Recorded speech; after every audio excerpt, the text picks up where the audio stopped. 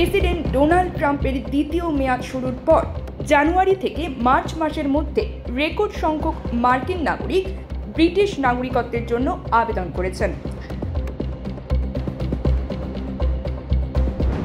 বৃহস্পতিবার 22 মে যুক্তরাজ্যের স্বরাষ্ট্র দপ্তরের পরিসংখ্যানে দেখা গেছে প্রায় 1931 জন আমেরিকান আবেদন জমা দিয়েছেন।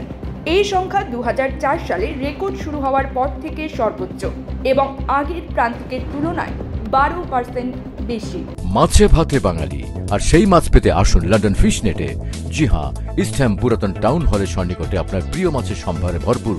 আসুন, দেখুন, বাজার করুন ছোট বড় সব ধরনের মাছ। বাহ, একই ছাদের নিচে প্রয়োজনীয় সবকিছু পাওয়া যায়। CNN এর প্রতিবেদন অনুসারে শুধু অস্থায়ীভাবে না, মার্কিন নাগরিকদের যুক্তরাজ্যে স্থায়ীভাবে বসবাসের জন্য আবেদন গত বছর রেকর্ড উচ্চতায় পৌঁছেছিল।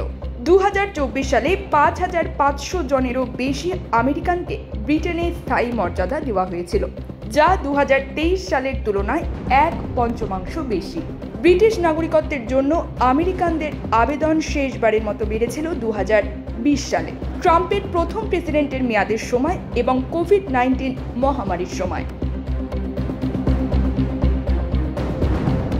CNN জানিয়েছে, অন্যান্য তথ্য থেকে আরও দেখা গেছে 2020 সালের প্রথম 6 মাসে 5800 জনেরও বেশি আমেরিকান তাদের নাগরিকত্ব ত্যাগ করেছেন, যা 2019 সালের তুলনায় প্রায় 3 গুণ বেশি। প্রতিবেদন অনুসারে যদিও অনেক আমেরিকান যুক্তরাজ্য এবং ইউরোপের অন্য কোথাও জীবন গড়তে চাইছেন, তবে তা ক্রমশ কঠিন হয়ে উঠছে।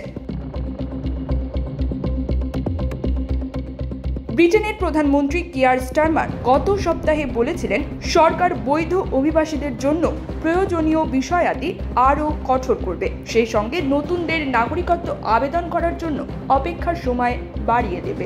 এই সপ্তাহের শুরুতে ইতালিও অভিবাসী সংশ্লিষ্ট বিষয়ে একটি আইন প্রণয়ন করেছে।